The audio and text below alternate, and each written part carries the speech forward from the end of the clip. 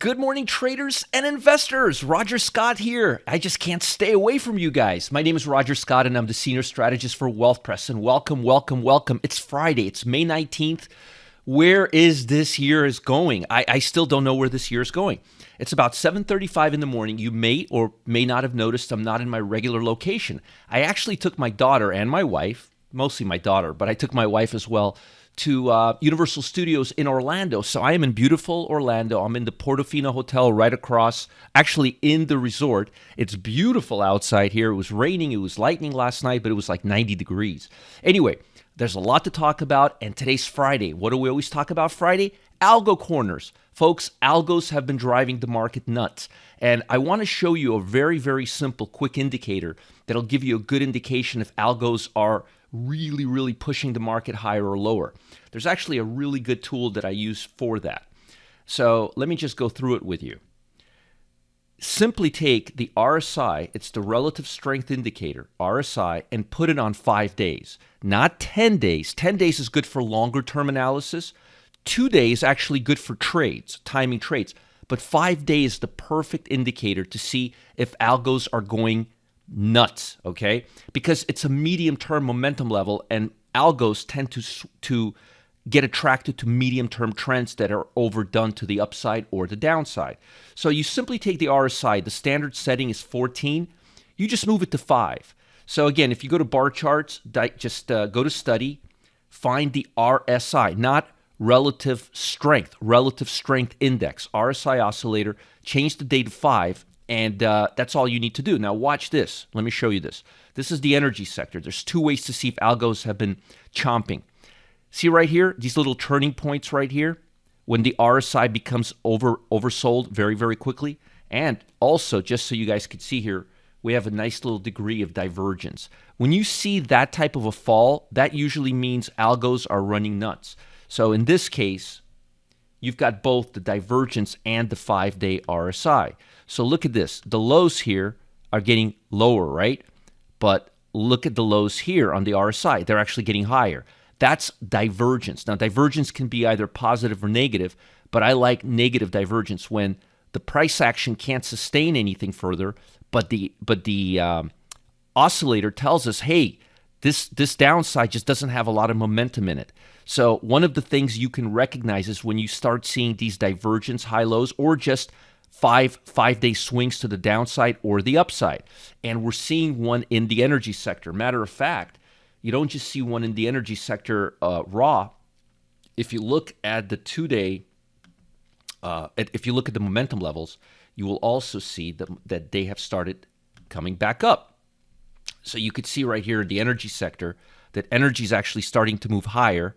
And as I mentioned earlier, our momentum levels via the 5-day RSI are confirming. So using a combination of 5-day RSI, simple momentum levels, like I showed you right now, is a really, really good way. Let me just change this back to 5.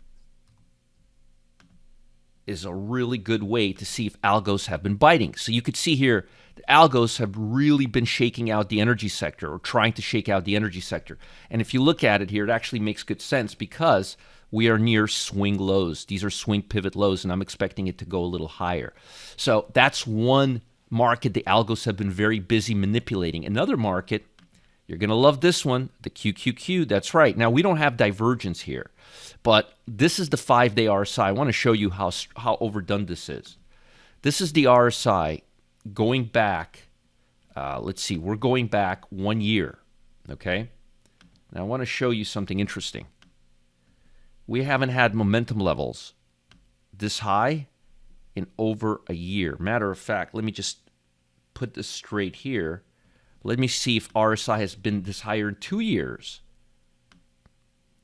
I mean, the last time the RSI has been this high has been October of 2021. And when we went up there, look at that. Here it is right here. Look at what happened. We started cooling off really, really hard. And right now, I think we're going to start cooling off really, really hard because this momentum rally is only in about 5 or 6 stocks, like, for example, NVIDIA. See that? Google.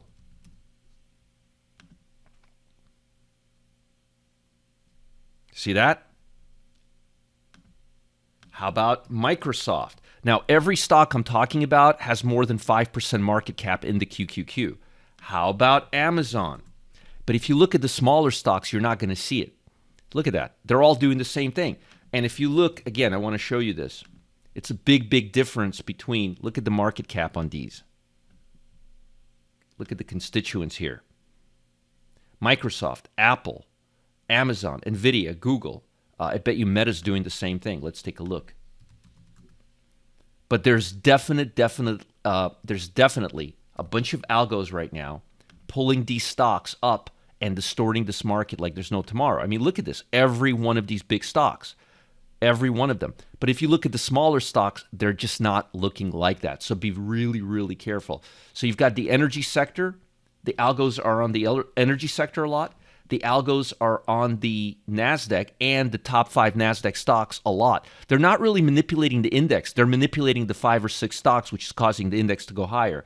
But again, this index, when you look at the constituents, you will see very, very clearly the fact that the RSI, 5-day RSI, has not been this high since October of 2021, and the market cap is in these stocks right here. Like Tesla's not looking all that great, but Meta, Alphabet, Nvidia, Amazon, that's like 40% of the index right here. So you got to be really, really cautious. The other sector that they're pulling, and let me just show you that real quick, is right here.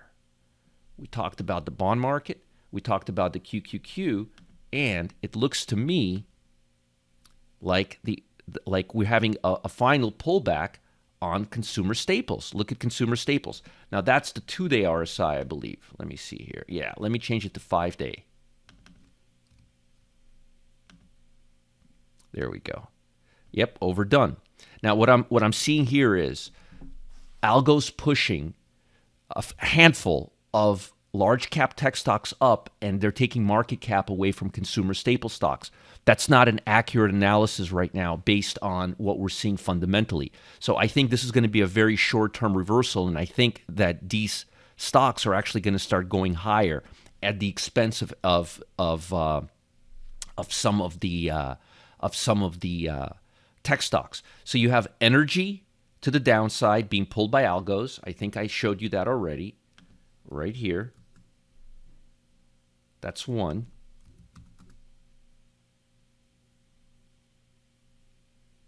You've got the QQQ.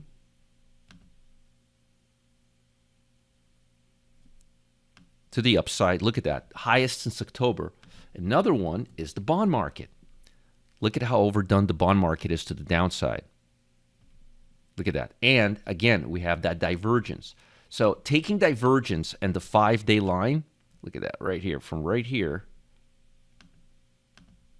will give you a really good sense that the algos are doing something nasty, and they are. Look at that. So you've got RSI and divergence, and interest rates are not set to go higher. They're set to go a little bit lower or stay stable, and interest rates in the long term have been actually, bonds have been going down, which means interest rates have been going up, but it hasn't been impacting the top 5 or 6 Nasdaq stocks. Big red flags. So watch out for the bond market. Watch out for the tech sector, especially the top 5, 6 stocks. Watch out for consumer discretionary, and watch out for energy. Now, let me talk a little bit about what to expect and what we missed in the market yesterday, and then I'll talk about all the sectors and put it all together for you. So market participants waited the latest update on negotiation in Washington to reach debt ceiling deal. Don't hold your breath on that one. Thursday session, tech, Nasdaq 100 notched a 1-year high. Really, right now, while the Russell is in the toilet, boosted by gains in chip stocks and a 9% jump in Netflix, the large caps. They said their streaming service with ad support is doing well. The S&P 500 rose to a 9-month high, helped by 11% surge in Take-Two. It's a little too much. Now, I talked about Walmart the day earlier, actually 2 days earlier, when Target came out with earnings, and I projected that Walmart would come out with good numbers because Target did, and people are buying more consumer staples versus consumer discretionary. Meanwhile, algos are pushing consumer staples down and consumer discretionary up. It's the funniest thing in the world. But this is really good that they're moving up and they had a good full-year guidance. Data on Thursday showed that manufacturing activity rose to a 4-month high, much, much better than what we saw on Monday when the Empire State numbers were awful. Labor Department also showed that jobs came down a little bit. We weren't at 254. We were actually at 242, which is good. We're moving in the right direction. Now, here's where we get to the nitty-gritty squirrely stuff. Dallas Fed President Logan said Thursday that she remained concerned about whether inflation was falling quickly enough. Does that sound like we're not going to raise rates to you, which is what Powell said last time? Logan also said that the current economic data doesn't argue for a pause in rate hikes yet. I agree with her 300%. And by the way, look at the probabilities. Remember, they were in the 90th percentile about a week ago. We had about a 90% chance that this thing was going to be no hike, and about 10% that there was. Well, now we're at 63-36, and I think we're going to go to 50-50. But that's very interesting. Meanwhile, Democratic negotiations told President Biden, Sleepy Joe, on Friday that their discussions with Republicans to prevent a U.S. default are making steady progress. Well, that's good. That's positive. And today we'll be closely watching Mr. Squirrely's speech. I can't wait to hear what he says about last time on the 3rd of April of this month. He said no interest rate rises and pause for a while. Now, today we're hearing, and again, the odds were like 90%.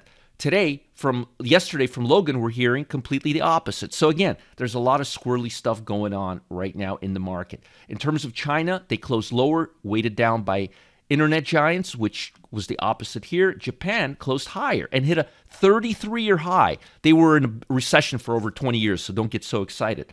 But they're optimistic about the U.S. debt ceiling. Now, as far as sectors that you need to focus on right now, let me show you. Let me show you what I'm looking at right now. I think the financials are going to go back in the crapper. I think energy is going to rally. I think utilities are overdone to the downside, like there's no tomorrow at this point. I think consumer staples is going to start jumping up. I think industrial is going to keep breaking out. I think healthcare is going to have a little bit of an upside. They closed pretty good yesterday. And I would be really cautious with technology, communication services, and consumer discretionary. And real estate right now, I would say, is choppy, just very, very choppy. But be really careful with these indexes and these stocks making highs, because it's just a handful of stocks causing them to do that. So be very, very, very, very cautious. And I think reality is going to set in over the next couple of weeks. I don't think this is sustainable, especially with long-term rates actually moving higher the last few days. But I think we're ready to move to the other side. And I think market cap is going to go into things that we need instead of things that we want, which is what the news and the Fed data is saying. Don't fall for this trap with 5 stocks causing the index to go higher. Momentum levels, highest levels since October of last year. Now, folks, I got something big for you. Trading veteran Celeste Lindman, she's going live at 1:30 p.m. today, May 19th, to reveal the one market that's safer and more reliable than stocks. It's not gold, it's not real estate, and it's much larger and older than the stock market. She calls them Liberty trades. And with this new strategy, it doesn't matter which direction the major indices are moving in. Just click the link below, save your seat, free class. If you can't find, go to the YouTube Wealth Press channel. That's where I post these videos, and you can find all the goodies there. Have a great weekend. Send me some emails, support@marketgeeks.com, and comment below these videos. And you can subscribe to our Telegram channel in the YouTube Wealth Press channel as well. Have a great weekend, and I'll see you soon. Bond market, energy market, consumer staples, and most importantly, technology. Algos are running amok there right now. Bye.